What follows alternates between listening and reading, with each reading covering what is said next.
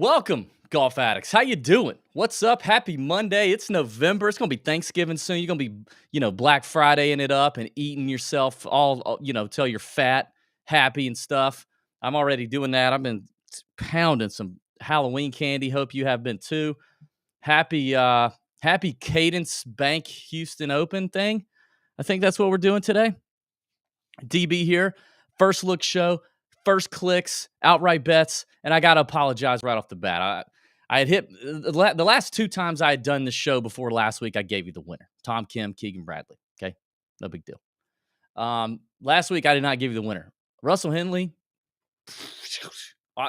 Gone, kapoof, out of my brain, off my mind, off my brain. Despite being a Georgia Bulldog, despite it being a big week for the dogs, not on my radar. So hope you guys hit it. I had a couple guys finish third. Joel Damon was on the card. He was a click. Seamus Power, I ranted about, raved about on this show. In the Nut Hut, I was sitting there going, guys, Seamus Power's 5% owned. Play him in DFS. Hope you did that. Saw some people winning some money in the Nut Hut. That's good. We had a good prize picks week in the Nut Hut. A lot of people winning money there. I don't even understand it. Football. We did the first ever combined Wednesday night live chat round robin outright card. We built it as a chat. It was wonderful. We had community input. We hit the first bet that we placed, which was the under on David Mills passing yards on Thursday night. We hit the Seahawks at +2. We had that. And then I had Sig and Justin Lauer in there to finish top 40. And Lauer just he danced around that top 40 thing all freaking week. And then he didn't do it. And then Sig shot 3 over on Sunday, dude. 3 over. Scotty Scheffler shot at 62 or whatever. And Sig shoots 3 over to kill us on the round robin.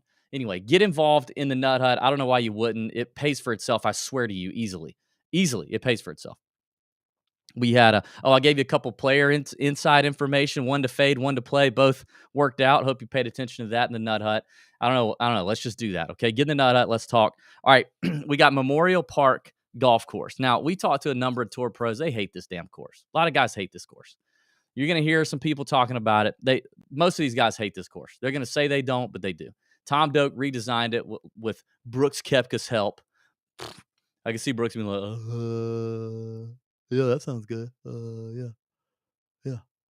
Okay, yeah. Okay. That's about how that went, and he got credit for that. But a lot of guys hate this place. Tom Doak lengthened it, took a bunch of trees out, basically made it a bomber's paradise. So let's look at it, because I think we need to talk through the golf course first before we get into some first clicks. Here's the scorecard. Now, here's something to note. The last 2 years, so it's been played here last year and the year before. Jason Kokrak won last year at 10 under. The cut line was, I think, +2.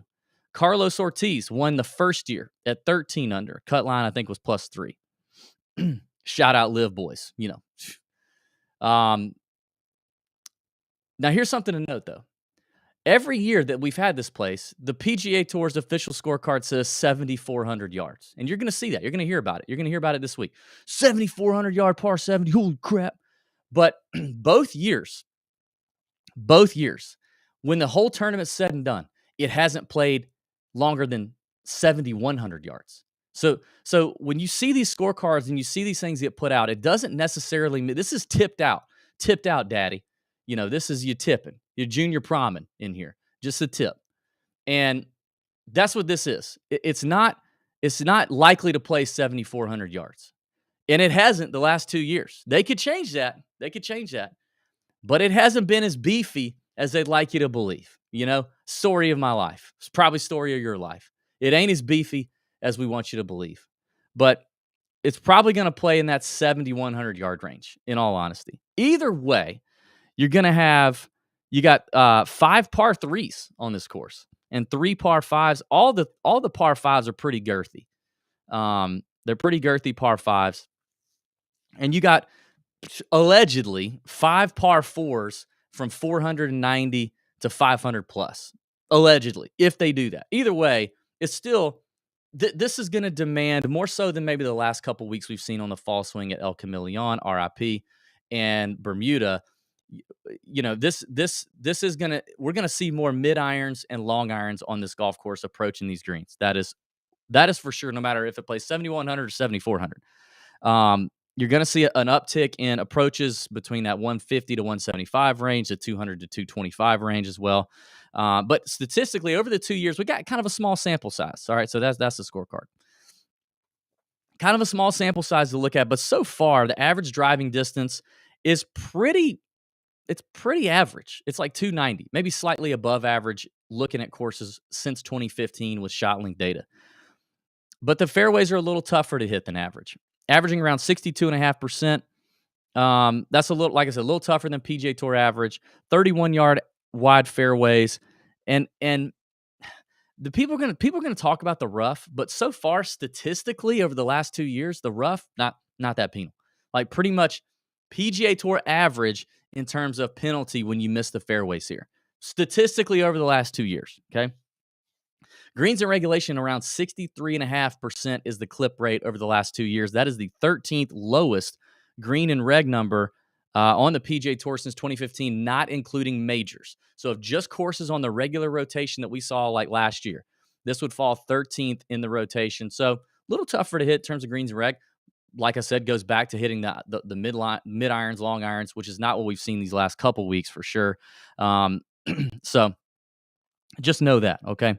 Only 3 courses, non-majors, have played tougher from a strokes gained total standpoint than Memorial Park since 2015. So all the courses on the PGA Tour rotation, not major championship courses, only 3 have played harder than Memorial Park has played in the first 2 years. I just told you Ortiz won at 13 under, Kokrak won at 10 under. That would be that sounds about right because most PGA Tour events don't play like that unless weather comes into play. You got Bermuda greens; they're pretty firm, they're pretty fast, they're undulating. There's some runoffs. They're definitely they're not easy. So it's going to be a little bit more of a grind fest, a little bit less of a wedge fest than what we've seen the last couple years. And I think distance matters. I think, and I think it honestly more matters on the approach. Having less club in your hand, higher lofted club in your hand to hit these greens. I think that actually matters a little more than even the than even off the tee. I want to share another screen with you. Let's keep looking here. Let me share this. How do I can't. Brain's not functioning. I didn't sleep well last night, y'all. I didn't sleep well. Hey, while we're doing this, hit the like button, subscribe, comment on the video if you don't mind, please. I'm we're about to hit the end of the PGA Tour season. Okay, next week we got the RSM. We're going to cover that full on, but then it's kind of over. We got about 6 weeks, and that 6 week window over the last 7 years has been when the Tour Junkies get in the lab, and we start retooling things. Sometimes it might be, like if you got a lot of time off at work, your lady's got a lot of time off at work, she might go get her boobs done or something, but some bolt-ons because she's got a little gap. So she's going to upgrade the product. You know what I mean? She's going to get in the lab. I can disappear for a bit and pop out with some new bolt-ons and it ain't a big deal. I don't miss anything. So this is the time of year we start to kind of say what kind of bolt-ons, how big, what do we want to do? What do we want to do different? So maybe drop in the comment section, what would you like to see us do different? More of, less of, whatever. I just did the Live video. I was media at the Live Miami event. I dropped that podcast and video last week. It's gotten some interesting comments already. I would be interested to hear your thoughts on that. Drop all that for us in the comments. That would be great. But let's look at something else here. Let's see here. Which year is this? I don't know. I can't. Okay, this is last year. So this is last year Houston Open. Your leaderboard on Fantasy National and the strokes gained categories on the leaderboard. Notice this. There's definitely, let's look at the top 10 here from Sam Burns up. You got off the tee is not quite as much as I would have thought. Now your top 3 guys definitely did the damn thing.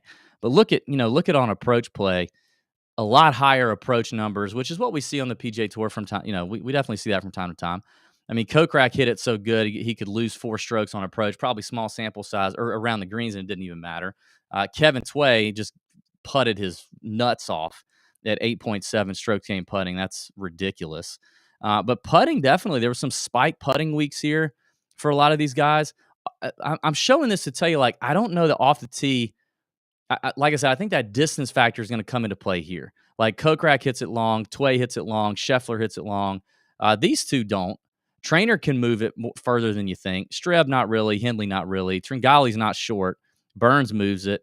So, I mean, it's kind of a mix, right? But we've definitely seen, uh, we've seen length tends to matter here. So I think that's worth looking at. I want to show you something else. Let me share another screen. Look, we're just getting real interactive. It's like when you're in school and the teacher's going to show you a movie. We're just going to get interactive. I like to look at this. Now I usually like to look at it when you have a bigger sample size, but this is Memorial Park Golf Course on Data Golf, and I've sorted it by stroke gain versus expectation. I love to look at this every week. And now normally if we had a bigger sample size, we've been playing at this course 5+ years, I would move the minimum round expectation to like 8 or 12 minimum rounds. Here I've just got it sorted to 0 since we've only played here twice. So you need to keep in mind the rounds played. But just as we scroll through here, looking at guys who I especially like to look at the guys who have played here twice, and see, look at Adam Long right here, T11, both times out. Kevin Tway missed a cut first year, finished runner up the second year. But you don't have a whole lot of guys, popping up here at the top that have even played it twice. Adam Long, you got Kramer Hickok, 58th, and then bam, a 4th. Sam Burns, T7 both times. That's something to note. He's here. He's back. I think he's coming off a T7 at the CJ Cup, too. Mackenzie Hughes, T7 and a T29. He's also fresh, veined out, Mackenzie Hughes, because he's been lifting a lot, apparently. That's what they want us to believe. He's been lifting. He's been in the gym, getting all veined out, veins popping and stuff. He's hitting it further. And so that might be someone to watch. Scott Piercy, T32, T19. That tells you it's a ball striker, iron kind of spot. Cameron Tringali, same thing, T29, T7. Aaron Wise, God love him, 11th and 26th. Matt McNeely, 20th and 19th. Probably just putted his wiener off. McCarthy, we know, does that, 38th and 11th. So I mean, just Hindley here, T29, T7. I think he's coming back this week. I haven't looked at the field. We're about to do that, but I think he has. Johnny Vegas, UT guy, T44, T26, Scheffler, T32, T2. So this is just something to look at. And then I always like scrolling to the bottom. Now I tend to like doing this more when we have a bigger sample size, just to see who really sucks here. Oh, look, Chase Koepka. Imagine that. But he's only played 2 rounds. So Lee, look at guys who've played 4 rounds of both years and they missed the cut. Jimmy Walker, he's getting a sponsor's exemption this week. Who else? Cam Davis. That's weird. Why does he suck here? I would think this would be a great Cam Davis course. Pat Perez is irrelevant. Sam Ryder, who's actually on kind of a heater right now, has not played well here last 2 events or last 2 years. Keith Mitchell. I don't know if he's in the field. Miscut, T41. Stuart Sink, 2 miscuts. Jason Duffner, 2 miscuts. Anyway, I like that view on Data Golf. All right, let's get to it. Let's open it up. I'm going to open up the odds board. We're going to give first reactions. We're going to shop some lines because that's what smart bettors do. You shop lines. Don't bet on this shortest line just because you like the book or because you're lazy. Don't do that. That is what you should not do.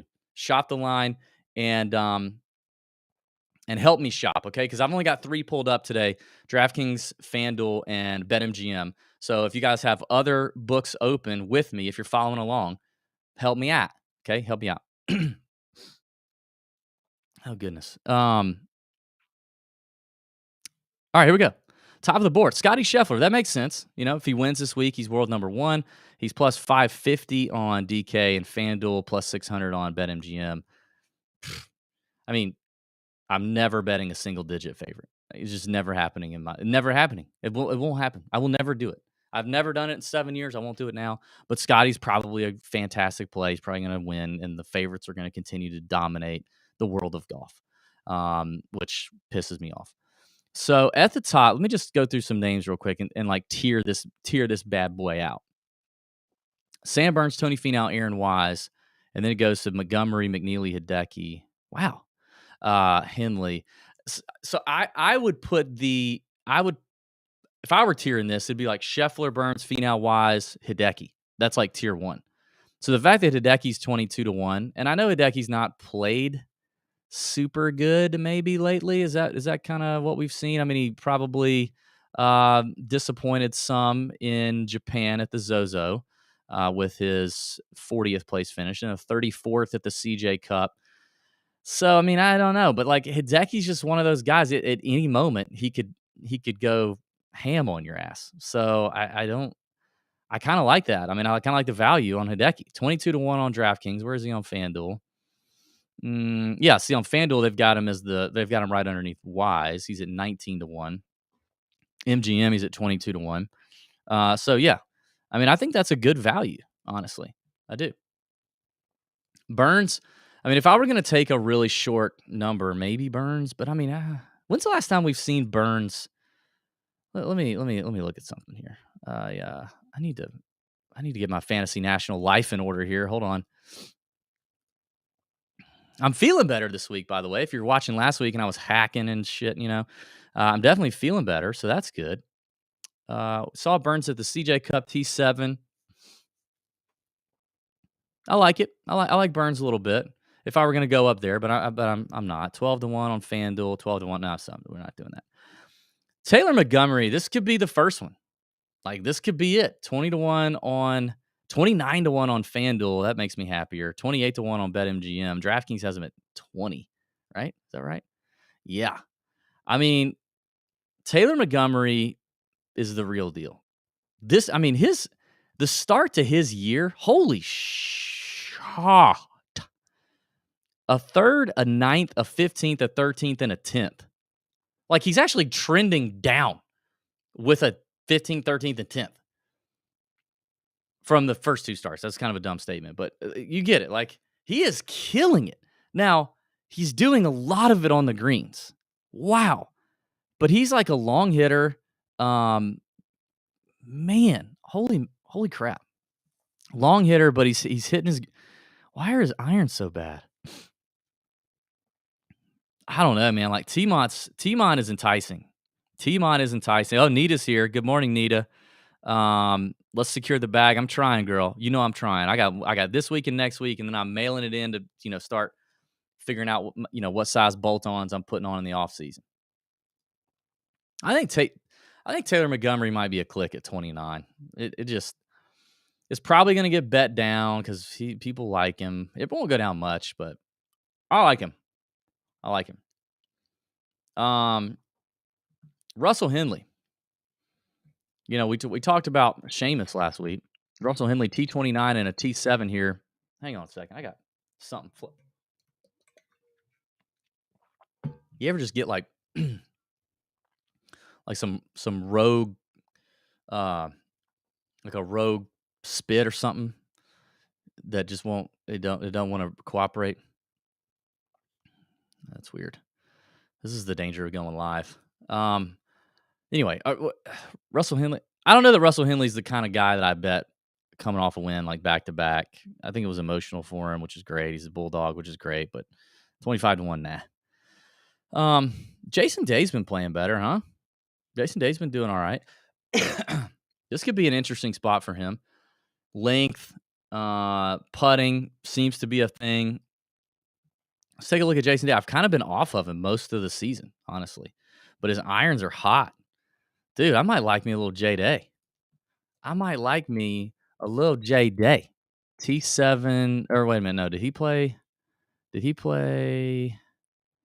Jason Day? Yeah, T7 the first year, T54 last year. Damn, y'all, do you think Jason Day could win? Like, in the fall, we've had Keegan, who, we hadn't seen win for a few years. Henley, who we hadn't seen win for a few years.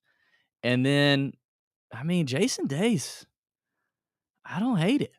I kind of don't hate it. What do you think in the chat? 30-1 on DraftKings.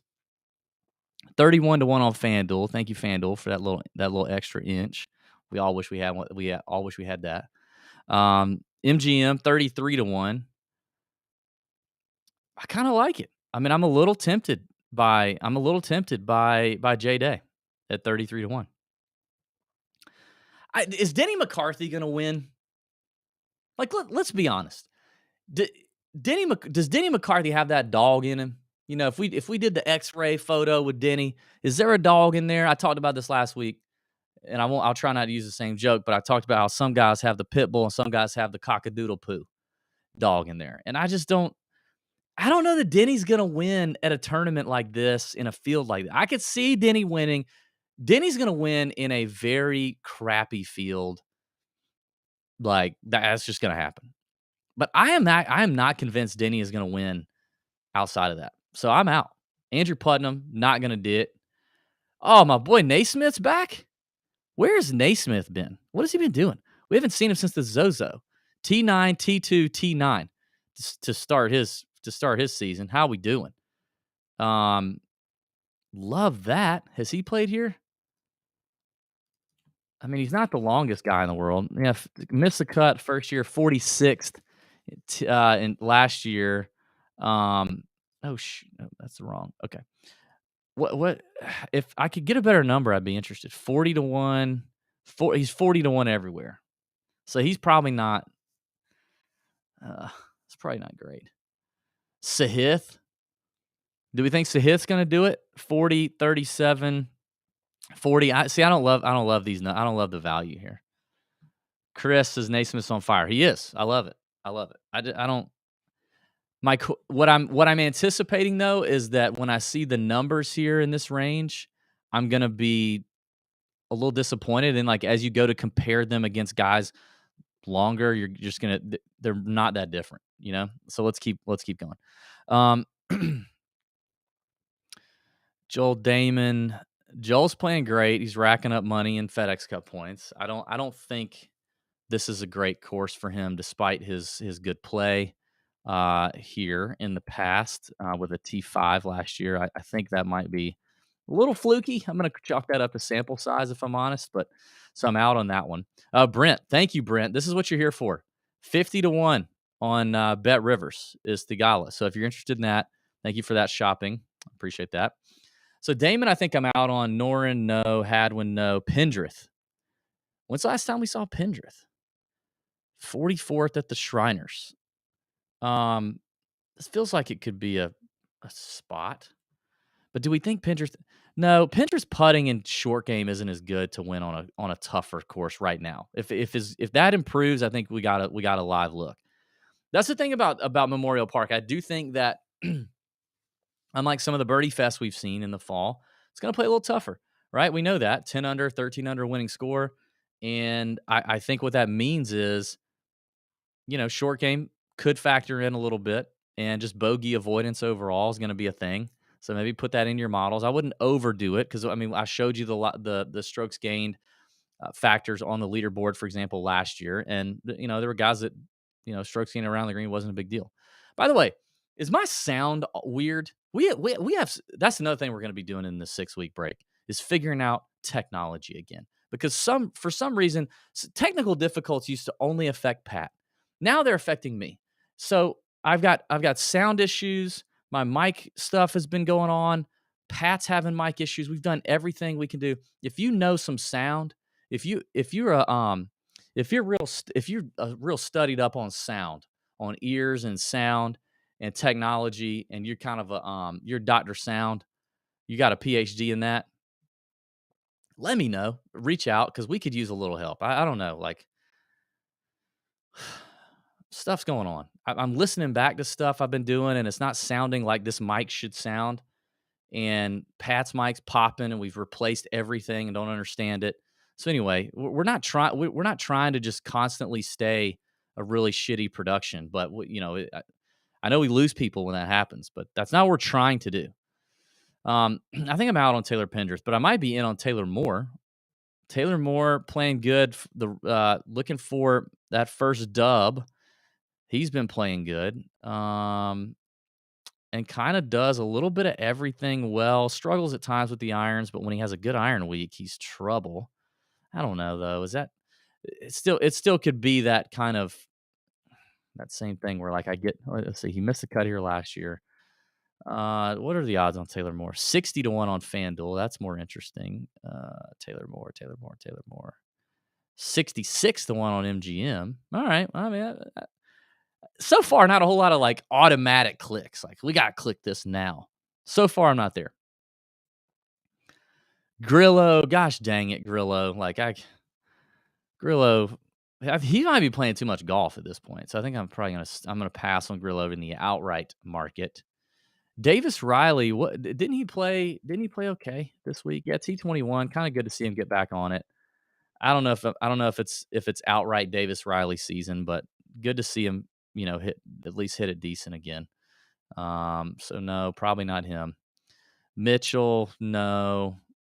Siwoo, probably won't have to convince me. Let's see, where's the best number on Siwoo? He's 50-1 on DK. mm, where is he? Where is Siwoo on FanDuel? Can't find him. This happens to me. Oh, 42 on FanDuel, 50 on MGM. I don't love it. Okay. Thanks for the feedback that I'm sounding better. Brent, this is a Parkland course, right? I mean, that's like saying, I don't know, man. That's like saying something like so many courses they say that, and I just don't know that. Does that mean it's a Parkland course if it has trees? I don't really know what that means. Maybe put that in the chat. How do we define a Parkland course? I know that it used to be more of a Parkland course than it is but now Doak's removed a bunch of trees. It is a muni. It's a muni public course, which is cool. I guess it qualifies as a Parkland course. I don't really, Tour Junkies Enterprises has never really gotten into course correlations in our 7 years and talking to players and talking to caddies. Most players and caddies don't really weigh those kind of things either in terms of correlated courses. I think a lot of people in the industry spend too much time on correlated courses. And when there's success, they go, see, look, it's a correlated course. But I think that's more noise than anything. It's golf courses. I mean, yes, there are things that are related and similar, but I think if the fields are different, how can we really compare? And the weather's different, the time of year is different. So why is some course over here the same as this over here and correlated? So we don't really spend a lot of time doing that. Maybe we're the idiots in that department. I don't know. Maybe. Okay. Next name that jumps out at me a little bit is Alex Smalley. But outright Alex? Do we want to do outright Alex? I don't think I do. I don't think I want to do outright Alex. There we go. All right, talk myself out of that one. Could I be a Mackenzie Hughes guy now? Maybe. I've never been a Mackenzie Hughes guy. Ever. I said it after he won a couple weeks ago. Like, geez. Can't ever see myself. I've never seen myself betting Mackenzie Hughes.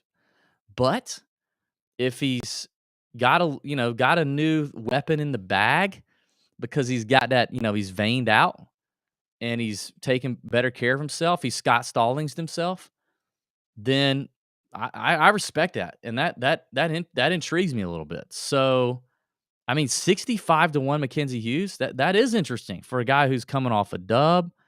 Let's see. Where is he on BetMGM? He is 50-1. So what did I say he was on FanDuel? 50 on FanDuel. 65? That feels good. God dang. What 2022 is weird. 2022 is weird for me to say that. But it feels good. The win at the Sanderson was impressive. The 5.3 strokes gained on approach. Like, do you guys realize this? Mackenzie Hughes has this is nuts.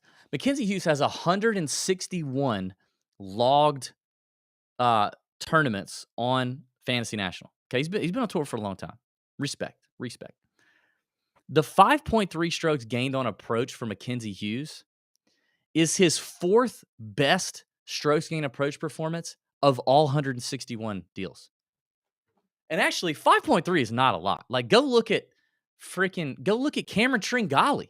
Like, that's a really average name, probably in the same, hemisphere, whatever, as Mackenzie Hughes in terms of a level player that we're talking about. I know Mackenzie Hughes won before just, a couple weeks ago, but Like a similar player, right?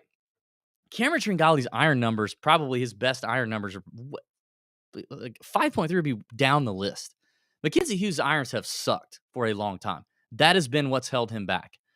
If the distance thing, if adding distance has now, is now there and he's hitting shorter irons into these greens, you could see that improve. Now, is the 5.3 a little bit of a fluke? I mean, I don't expect him to get 5.3 again this week, but that is interesting. So I like Hughes a little bit. I think that's a click at 65-1. I also like Dean Burmester right there at 65-1. I think oh yeah, Jackie's in here. Jackie's talking him up. Don't skip over Mean Daddy Dean. Oh, Mean Daddy Dean. Talk to me, Jackie. Talk to me, Jackie. 65-1. Where is he on FanDuel? What's the best number on Dean, y'all? Whoa, he's 95-1 on FanDuel. Red alert. Red alert, right? There's no way. Is he that long on MGM? Is DraftKings just that? He's 80-1 on MGM. Y'all, Dean Burmester should not be 95-1.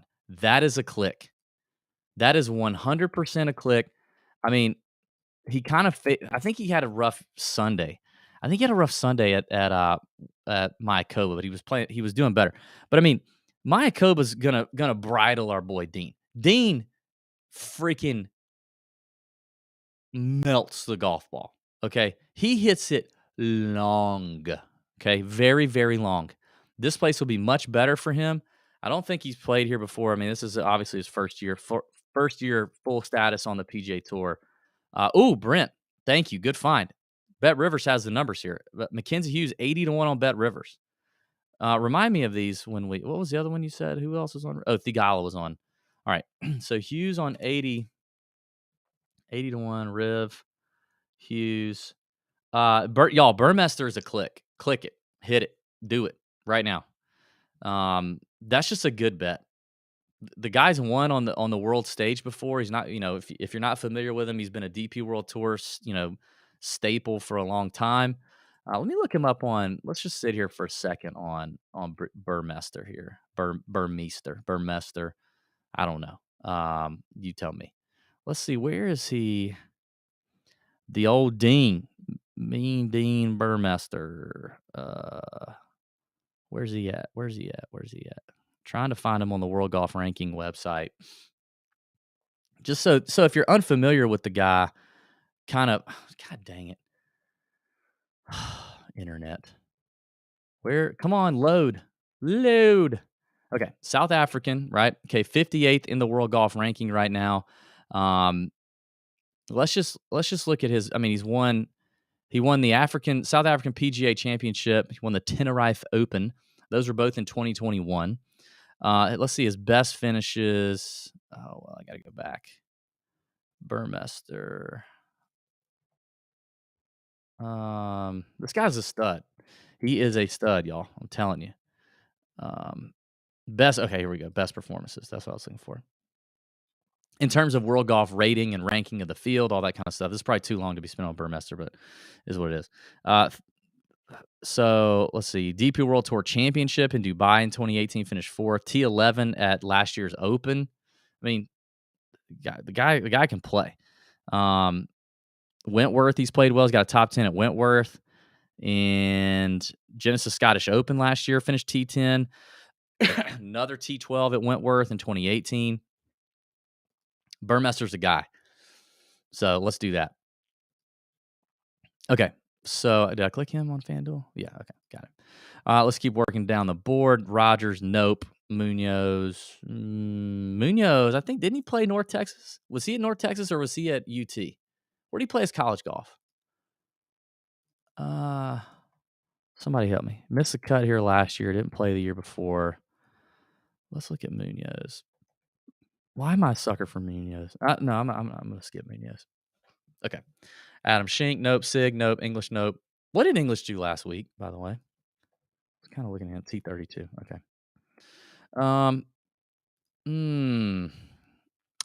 Here's a couple names. Do I want to bet Wyndham Clark? God, there was like this little. Yeah, There was like this little thing that just happened in my brain. This little synapse just fired. That makes me want to bet Wyndham Clark for some reason. God dang. Ugh. Should I go down that road? Anybody want to come with me? Why do I want to bet on Wyndham Clark all of a sudden? I haven't bet on Wyndham Clark in ages. Ages. Let's see. Wyndham, MF, and Clark, 50-1 on FanDuel. That's no bueno. 66 on MGM. He's 80 on DraftKings. He feels like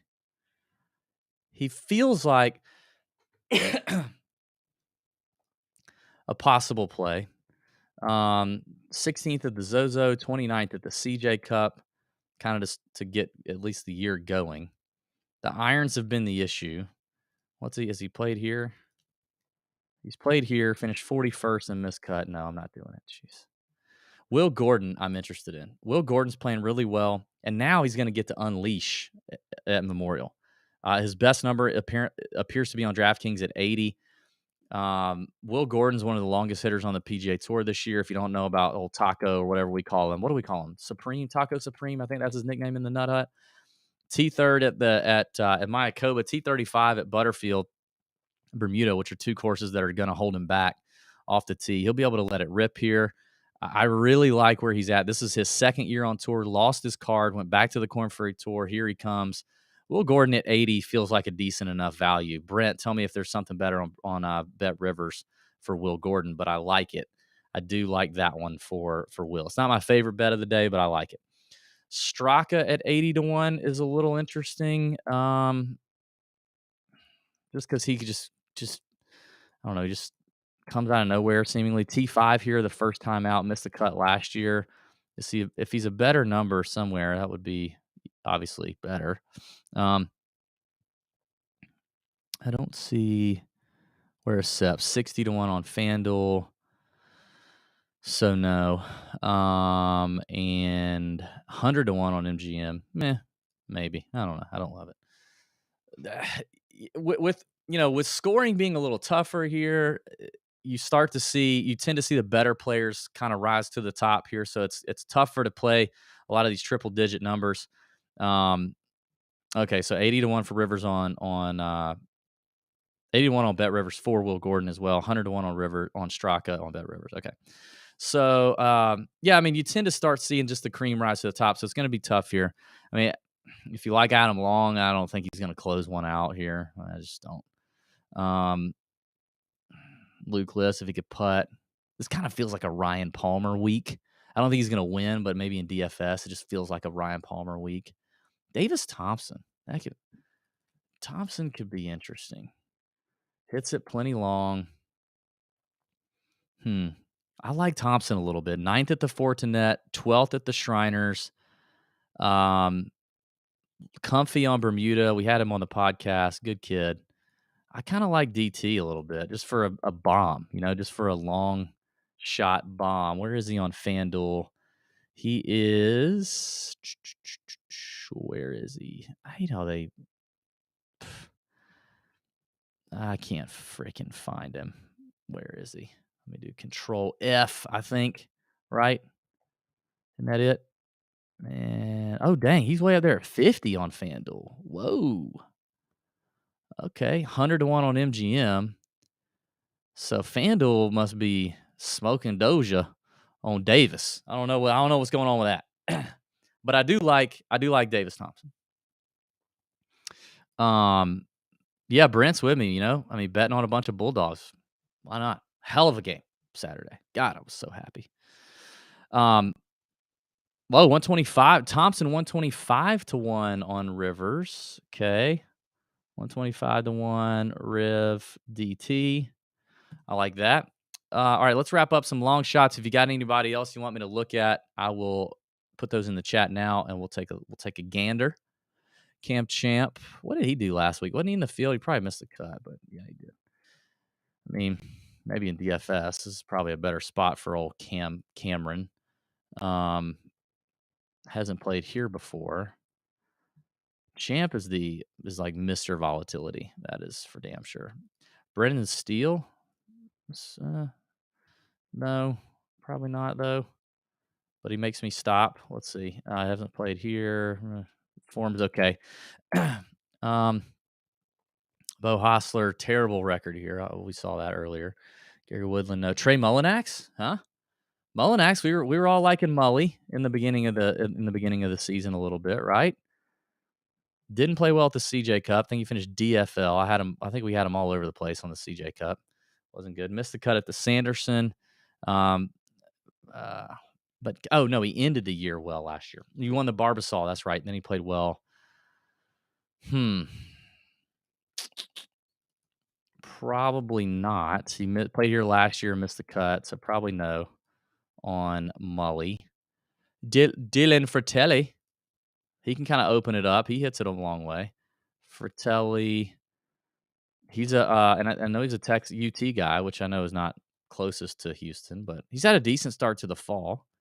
What's he done here? T19 last year.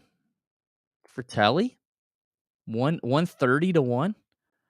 I mean, he's a PGA Tour winner. You could do worse. You could do worse. Where is he? He's one oh damn. 170 on FanDuel. I mean, if I'm honest, this is probably a top 20 or top 40 bomb if you want. But I mean, it's just a name that I'm starting to go, okay. Danny Willett. Danny Willett's been playing good. I like Danny Willett. 130 to 1 on DraftKings as well. T21 last week. Willett's 110 on FanDuel, and he is 90 to 1 on MGM. So if you like Danny Willett, 130. That's interesting. Hubbard hates this course. I talked to him about that the other day. SH Kim, this form's lost a little bit. So yeah, now we're getting down into the real big bombs. Ben On's going to tempt me at 150 like he does. It's just a temptress. Eric Van Rooyen. I like Van Rooyen a little bit. He's been playing good, man. This is a better spot for Callum Tarrant too. I know the form hasn't been as good. Eckroat's going to like this course a lot. Let's see. All right, so let's look at a couple of bombs. Somebody asked me about, Steve asked me about Matt Wallace. Let's look at Matt Wallace. Seemingly playing a little better. Oh, where's Fantasy National doesn't have him in the field. That's weird. Is he playing?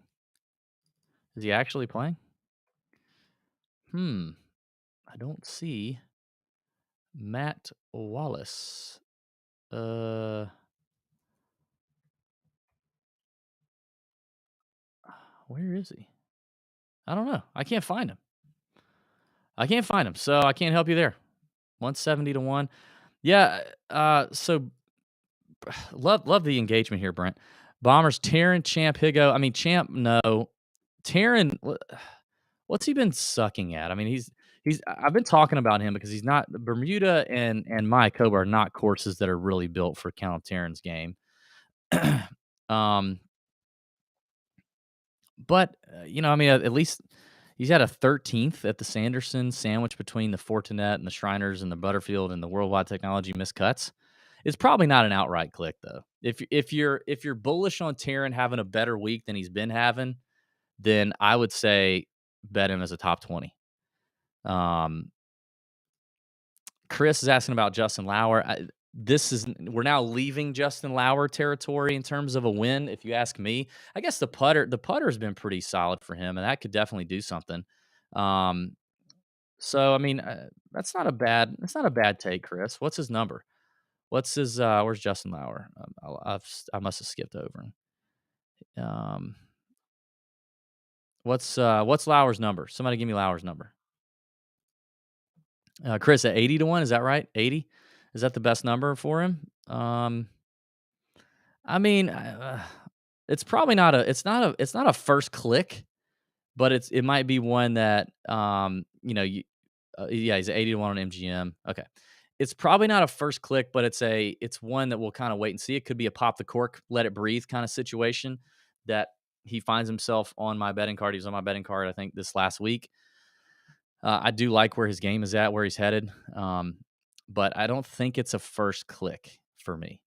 I do want to look at Eckroat, which, by the way, we just dropped an interview with Eckroat on the YouTube channel, and I'm going to get it up on the podcast feed today. It was very good. We had a great time. Eckroat's a good kid. Talked about Oklahoma State. We roasted the piss out of Matt Wolf.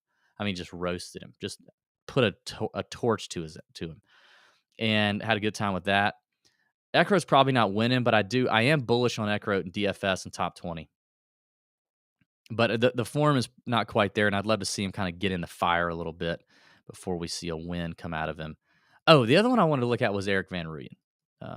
Eric. So missed the cut at Mayakoba, T35, Bermuda. He's probably not winning. If I could get like can I get 200 to 1 on EVR? Yeah, he's 200 to 1 on DraftKings. Like, I mean, now $3 on EVR, $4 maybe on EVR.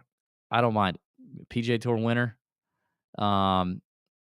He's shorter everywhere else, 120 and 150. So, I mean, I don't know. I'm kind of interested in that. Steve's asking about Molinari. Probably not for me. Again, like kind of like not in that first click situation. Not playing enough. Doesn't really fit this place for him either. I don't.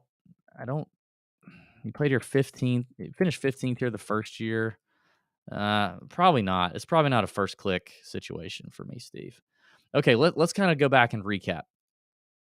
So the clicks would be, oh no, not that one. Okay. All right, in the short range, let's take a look. By the way, y'all get on these if you want them, because I mean, I've literally every week we see these things get shorter within an hour of me doing this. And I'm not saying it's me. I'm just saying these lines are moving quickly because smart bettors are hammering some of these outrights early on a Monday. We didn't talk about the weather, but the weather looks very normal Texas weather. It's going to be dry all week, very little rain, if any rain. It's going to be firm and fast, which is good. That's good. It's going to make it play more difficult, and it's going to help out the shorter hitters a little bit. And there's going to be some typical Texas wind. Nothing crazy maybe until we get to the weekend. That appears to be there a little bit. So there's no real reason to wait. If you find guys here you like, I think we hammer them.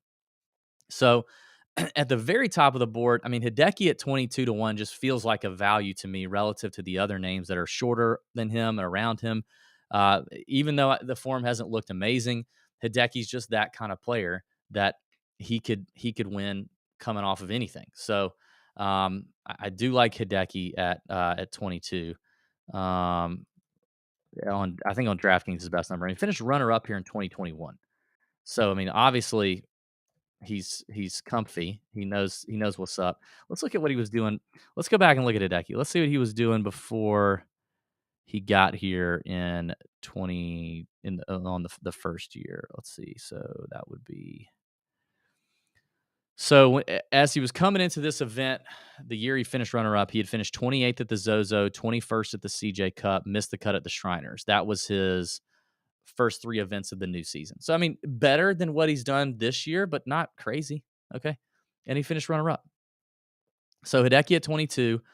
And then we're going to go, that's on DraftKings. Then Taylor Montgomery at 29, I think I like it. On FanDuel, I'll click that. Jason Day at 33 on BetMGM. That's the best number you can get on Jason Day. I think I'm kind of buying Day. He may not be one that you have to rush and click on right now, but I think I'm kind of buying it. I think I am. So let's do that. Oh, by the way, let's stick around after and do a quick little NFL short number parlay. You guys tell me what you got. And then I kind of take a big leap because I don't love the middle of the board very much. Taylor Moore at 66 is like, ugh. Taylor Moore at 66. That's on MGM. I don't think Taylor Moore is winning yet. So he's probably not a first click. Okay, Taylor Moore's not a first click. So I go from like Taylor Montgomery, J Day in that 30 range to kind of we're getting in the lengthy territory. Our friend Brent tells us Mackenzie Hughes is 80 to 1 on Bet Rivers. That would be the next one for me, and I think that's a click right now. If you don't have Bet Rivers, you can get him on DraftKings at 65 to 1. That's the best number for Hughes, but I'm clicking it. 2 wins in the fall. It's been done before. I could see it happening. So I like that for Mackenzie Hughes. As we continue to work down the board, then we get to Will Gordon at 80 to 1 on DraftKings. I'm believing in big time Will Gordon. You may think he's a rookie, but he's not. This is his second year on the PGA Tour, and he's got a big time game. He really does. So I think that's a bomb that I'll go ahead and click. I like. Let's see, who's my other one here. 95 to 1, Dean Burmester and FanDuel is the click of the week, y'all. Go ahead and hit it.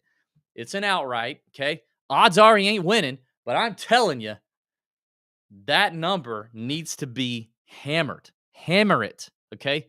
Hammer it. FanDuel has him priced with like Robbie Shelton, Francesco Molinari, Luke List right now. I mean, God, is anyone more broken than Luke List in his putter right now? I mean, he's even broken for Luke List. Burmester is a pound at 95 to 1 on FanDuel. Make FanDuel pay for that one if he wins. God dang. So I like that. Then Davis Thompson at 125 to 1 on Bet Rivers, 100 to 1 on DraftKings. I do like that one as well. And maybe Sepp Straka, 100 to 1. I don't know. It's probably not a first click. And then other than that, I don't know that I have any like go run and bet him now first clicks. Fratelli at 170 is kind of on FanDuel, just is kind of out there for me a little bit. I kind of like that one. That's a bomb. That's a bomb. It's a bomb. So that's probably it. All right.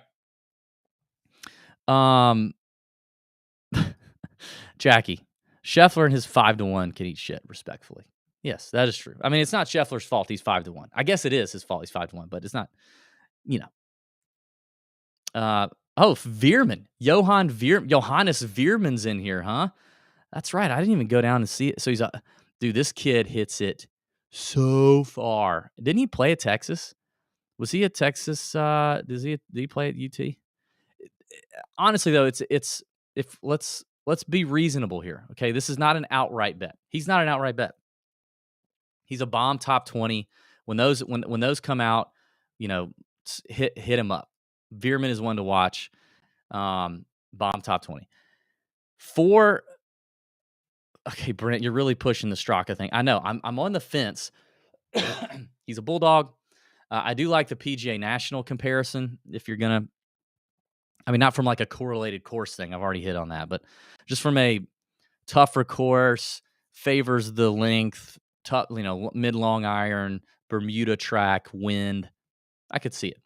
So it won't take me much to get on Straka. See, now you got Jackie in there. Jackie's on it. Anybody with a good NFL Monday night, like maybe a Monday night prop, anytime touchdown, what are those looking like right now? I'd love to. I did this last week, and the first leg hit. I said Nick Chubb, anytime touchdown last week. I loved it. I put him with Victor Hovland to win. Obviously, Victor didn't do his part, but I still like this. I like getting an early victory on Monday night, doing a little parlay, and pairing it with maybe a shorter number so that we can lengthen it up a bit. So we got the Ravens and the Saints tonight. Let's look at the Ravens and Saints game. If my freaking computer would respond. Okay. I'm a sucker for the anytime touchdown stuff, but I'm willing to jump off of it if other people want to do, if other people want to give me something else. Jackie says Alvin Kamara's receiving props. That feels like that feels like possibly a thing. I mean, it also feels like it could be a sucker bet. Lamar Jackson to run one in at plus 135. That feels like I hate having to bet on anytime touchdown for quarterbacks when they have to run it in. I mean, Kamara's minus 125 to be an anytime touchdown. That feels very close to automatic. Other than that, the only value I like on the board is honestly Chris Olave with 0 Michael Thomas. I mean, they haven't done much anyway, but I mean, Kamara at minus 125 to score a touchdown is pretty good. If you pair him, let's just see it. Let's just see what happens. If you put him with Scotty, you get plus 1070 on DraftKings. So you basically get 11 to 1 Scotty Scheffler. That's terrible. I really don't like. I mean, I Burns. If you put him with Burns, you get him at 22 plus 2240. Somebody in the chat, or if you're watching this after it's live, put it in the comment section. Your favorite prop for Monday night. I'd love to put it up. Maybe I'll drop it in the Nut Hut. We can all sweat it together. But I do like I just love the Alvin Kamara anytime touchdown bet. It just makes sense. I just don't know who to put him with. Oh, now top 20s are out. Top 20s just dropped on DraftKings. So let's see. What's a Johannes Veerman top 20 bet look like? Let's do that. Where is it? Or maybe we should do a top 40. Well, I don't want to get out over our skis. Oh, apparently DraftKings is on to him. He's plus 350. So if you put Veerman at a top 20 at plus 350 and Alvin Kamara anytime touchdown, you get a 710 plus 710 number on DK. There's got to be a bigger bomb we could drop a top 20 on. I don't know. Anybody else in the chat? You guys aren't helping me here. Jackson over 58.5 rushing yards. What's the number on that? That's gonna take me a minute to get there. Jackson. Let's see.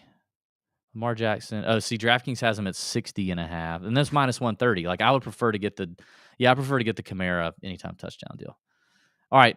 Oh, it's on FanDuel minus 110. Oh, even better. Okay. Well, maybe we do that. All right, drop it in the chat, drop it in the comments. Let me know what you think. Me and Pat are together tonight on the podcast, DFS, little betting talk, little top 20 talk, outright talk. Again on that, now that I get a chance to like run the models, do some digging. And but yeah, great show. Thanks for watching. Thanks for hanging out. And let's go. Let's have a week. Bend over your bookie.